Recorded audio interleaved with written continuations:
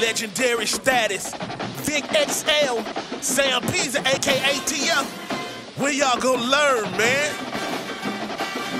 You can't stop what's inevitable. It's the incredible. PZ AKTF dropping jewels, but they edible. I ate my vegetables, but he ate my spinach. Riding with Vic again, so no, we ain't finished. Legendary status, so no, you cannot copy. Riding dirty radio, so crispy, also sloppy. Instant to the street, so we know just what is needed. But keep it underground, staying down, cause we ain't greedy.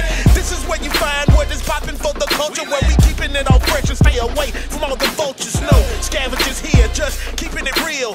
Vic got it out the mud, but it's still so clear. So sit back, relax, and just let us lead you. If you trolling for no reason, then we don't need you. It's Vic XL, he can't be stopped. Riding dirty forever, the home of real hip hop. Ride dirty, dog, and y'all can't harm. How you live? I'm living fly in the sky with the stars. Ride dirty, ride dirty, ride dirty, ride dirty. How you ride dirty, dog, and y'all can't harm. How you live? I'm living fly in the sky with the stars. Ride dirty, ride dirty, ride dirty, ride dirty.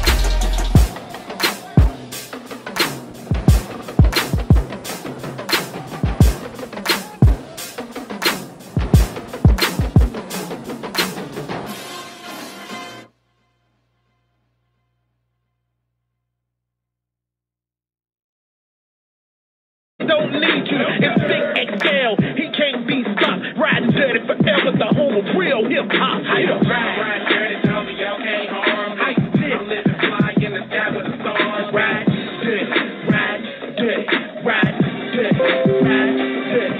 How you ride dirty, dog, and y'all can't harm. How you live? I'm living fly in the sky with the stars. Ride dirty, ride dirty, ride dirty, ride dirty.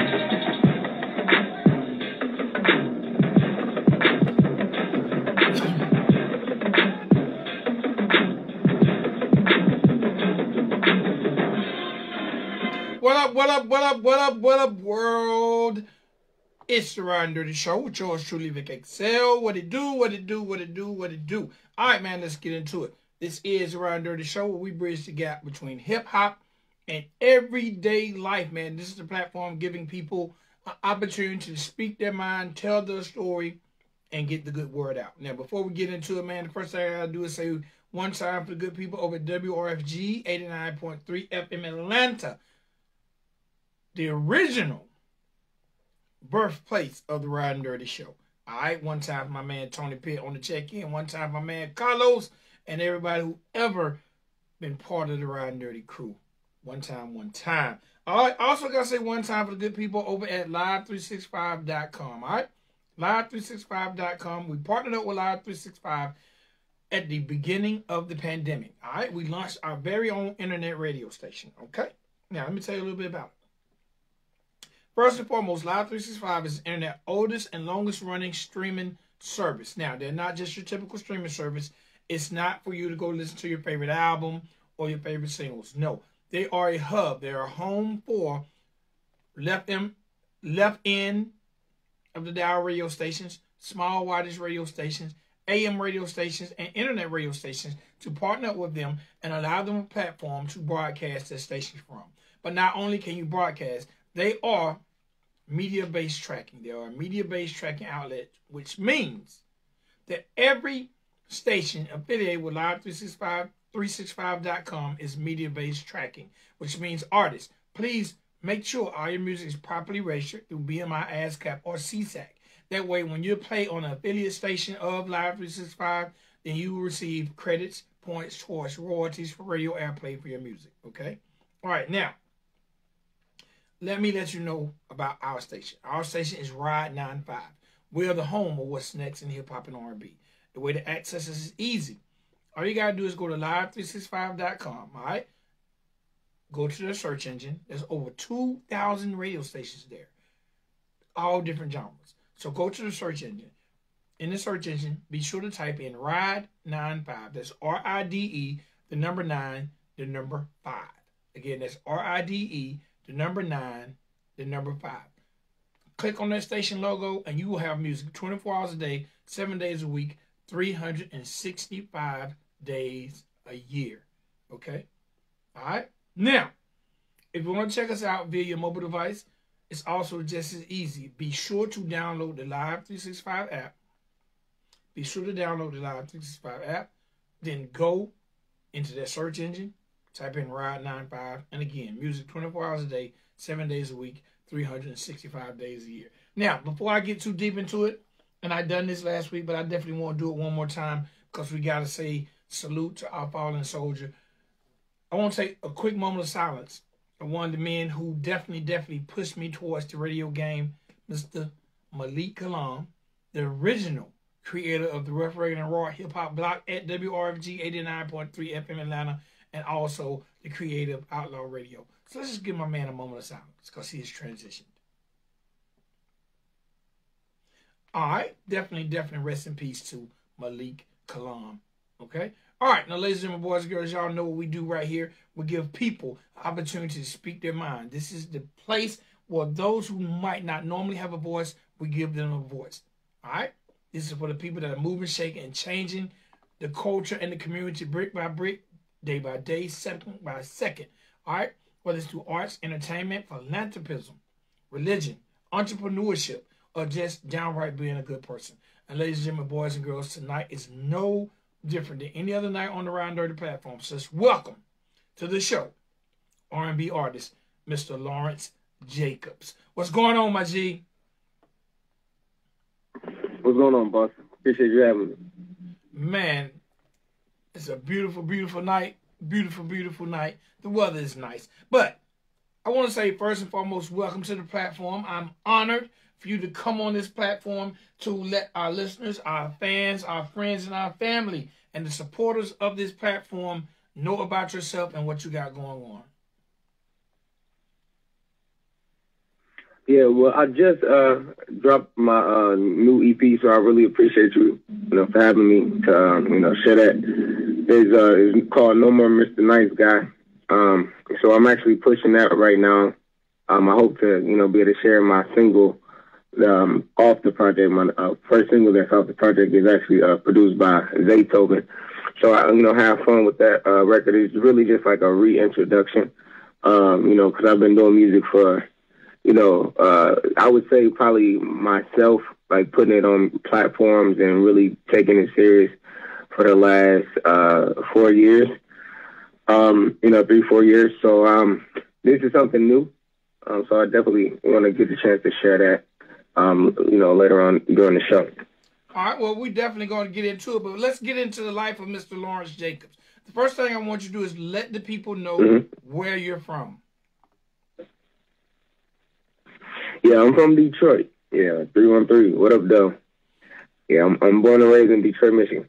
All right, now, what was it like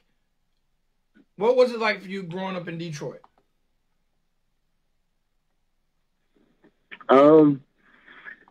It depends, it depends on where you was at.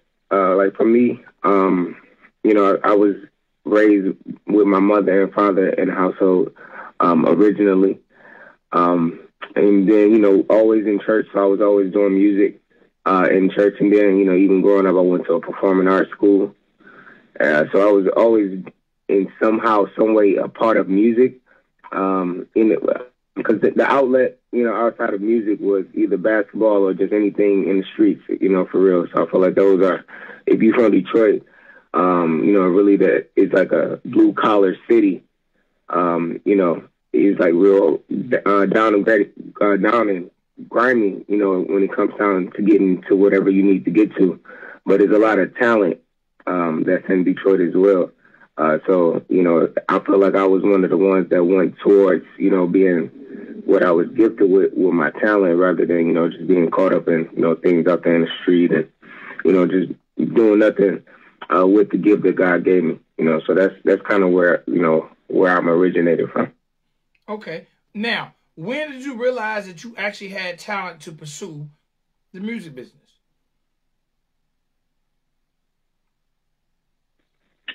I would say outside of just singing all my life, it was like I had a moment when I graduated high school.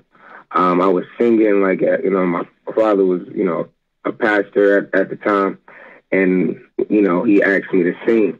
So I was singing, and then, you know, we had somebody from a family friend that was living in Atlanta, and he seen me and was like, oh, man, like, you should really pursue, you know, doing music. And from that point on is when I actually thought that it was possible. Like, you know, growing up, I, you know, always looked up to, like, Michael Jackson and different artists, but I never thought it would, you know, like, really be me or something I would really pursue or even know how to pursue, you know, because Detroit is Motown, but, you know, it's a long ways from there. So it was really, after that moment is when I really thought that, okay, maybe I could do this for real. Okay. Now, who are some of your influences when it comes to making music?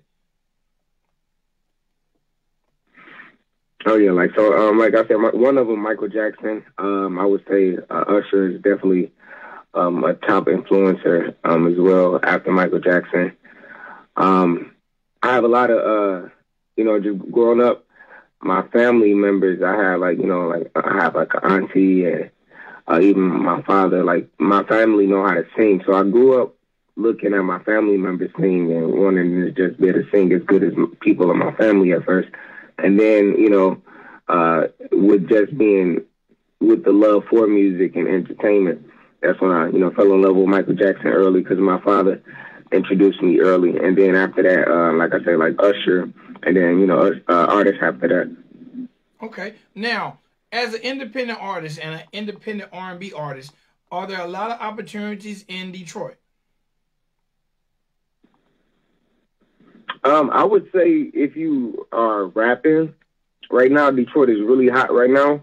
For some reason, I'm pretty sure other people from other states would probably say the same thing for R&B.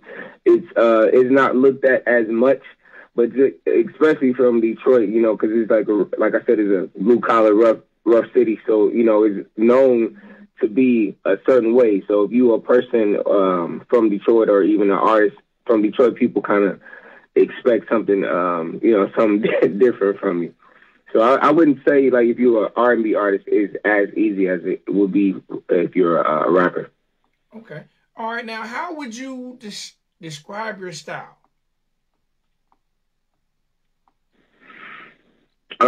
It's very diverse. R&B and soul would be the foundation, I would say, for my sound. And from there, it, you know, sprouts and, you know, and I pull from different influences and different, because I love different styles of music. So I pull from just different style of music. Like I love rap, you know, and hip hop. I love pop music. I was even introduced to country at a very young age. So it's like I like to try to say my music is very diverse, if I could say. Okay. All right. Now, you got into the music. You had a family who definitely influenced you. What was it like when you first began to pursue music, especially when it comes to crafting your style, writing, and finding the right producers to work with?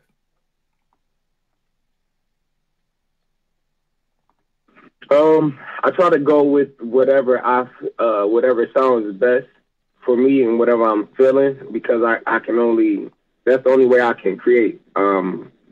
It starts with the sound of the production, or sometimes I might get an idea for a concept of a song, you know, and the things that I want to talk about. So I already have an idea of the song that I want, but I don't know how it sounds yet. So I will go through different producers that will send me beats and the production that they do, and I'll just attach it to the feeling of what I was thinking for, you know, a song, or the feeling will come to me right then with, you know, depending on the production. So it really don't matter to me, like, far as like name or kind of producer or whatever. It's really about the vibe, and if I can catch a vibe with the production, then I can create to that. All right, now when it comes to catching a vibe, would Mr. Lawrence Jacob prefer that vibe be something smooth and mellow or something up-tempo? Because you mentioned some artists who have been definitely dominant when it comes to up-tempo records, like Michael Jackson, like Usher. What's your vibe? Right. So that's a great question, because it helps me to explain my outlook on when it comes to the difference between a slow track and an up-tempo track. So I think naturally And then I was even told just growing up that I have a really good voice for slow, melodic, songs. And, a lot of people just love to hear my voice on those type of songs. For me, I took the compliment, but also I took it out on as a challenge to, make sure that I'm just as good or people find it just as fulfilling to hear me on an up-tempo record because of like my influences.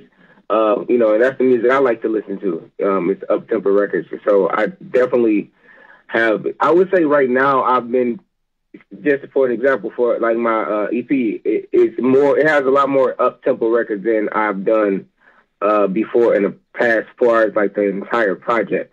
So right now I would just say I was going more towards an up-tempo record. Okay. Now, what is a Lawrence Jacobs stage show like? Since you like up-tempo records, are you fluent with the dance moves? Are you laid back? Like, what's that stage show like? I'm a mixture of both. Being that, I feel like a real artist is all around. Like even, like I said, like with my influences, the people that influence me, they have up-tempo records, but they still know how to perform to records that are slow. And, so I can do both. I'm not saying that I'm Michael Jackson. I'm not saying I'm Usher or Chris Brown or nobody like that.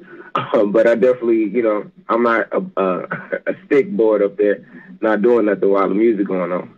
Okay. Now, what does Lawrence Jacob have for the ladies?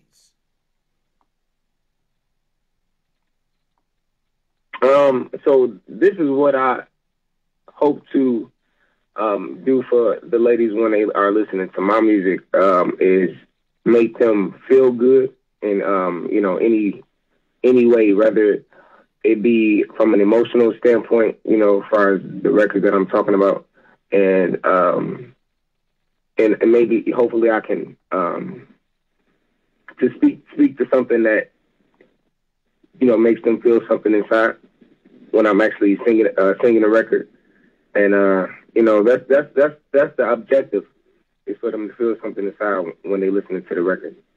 Okay, all right. Now let's talk a little bit about traditional R&B and R&B in 2021. Like, which do you prefer? Do you prefer that R&B that sings about love and relationships, or do you prefer that R&B that talks about smashing and I can only be your man for one night? Yeah, I feel like they both were. At the end of the day, we're talking about the same thing. It's just about how we talking about it and how we describing it. So, like, I feel like back in the day, they were just a little more, not as explicit with, how they was describing what it is that they were doing. But at the end of the day, even, the old school singers, like Teddy Pendergrass, and that song "Close the Door," like that, he talking like some real grown man stuff, So I feel like it's just a difference with how explicit my generation is talking about it now. I feel like it's more so of a vibe. It's just whatever mood and vibe you into. You know what I'm saying? I feel like R&B is in a really good space right now. I feel like even with my EP, I brought a mixture of both of those different elements where it's I wouldn't say old school. So like if you listen to like the whole EP, like when you go, the EP starts off very, I would say, like raunchy and explicit, but then it goes down, it mellows down to like I think how some old school people that love R&B music would appreciate. So I feel like I give you both. So I feel like it's best of both worlds. It depends on the listener. Okay. Man, I gotta ask, man. I was strolling on your Instagram and I seen this big, huge billboard that had your name and the EP title. First and foremost, where's that billboard located, and what's it like driving down the street, seeing your face on a big billboard? No, that was definitely a huge accomplishment for me once I seen that billboard. it's one of the things that I always said that I wanted to do. Is actually one of the things that I said I wanted to do as soon as I got down to Atlanta from Detroit. You know, it was a story that when I was talking to me and my old coworker about something that I wanted to do, one of the first things I said I wanted to do was get a billboard and just have my face plastered on it. So it was definitely an amazing feeling to have it, and it's located in Atlanta. I will have to get the address. Is like somewhere in Drew Hills. I had them send me the address to the exact location. Okay. All right. Now, let's talk a little bit about this EP. No More Mr. Nice Guy. First question is, why did you choose that name? Because I feel like my whole, life, I've just always been known as, soft spoken. Like, so if you don't know me, you'll probably think I'm just soft spoken and, just super nice, and out the way, which I don't mind because that's really how I move. But if you really get to know me, is another side of me. And, for this album, I just decided to approach that side. And, and that's why I decided to name it that, because, it was just my way of saying I'm not a bad guy, but I'm not the nice guy no more either. So it's just a different way people should look at me at this point in my life moving forward. All right. Now, how much time went into, from writing to the actual last recording, mixing and mastering? How much time was put into this project before it actually was released? I would say this project actually was being created even right after the, lockdown. So like once everything started to open back up, that's when this album started to be made. So it took about a few months before everything was completely done. All right. So was the entire project recorded? I'll say about. I'm sorry. Go ahead. Was the entire project recorded in Atlanta? Yes. Everything was recorded in Atlanta. Okay. All right. Now, what was it like working with Zaytoven? It was dope. Unfortunately, we didn't get a chance to link in the actual studio, but it was still dope, nonetheless. I reached out to him. He reached back out to me and asked me what I was working on, and I told him I was working on my EP. So I ended up getting the song from him.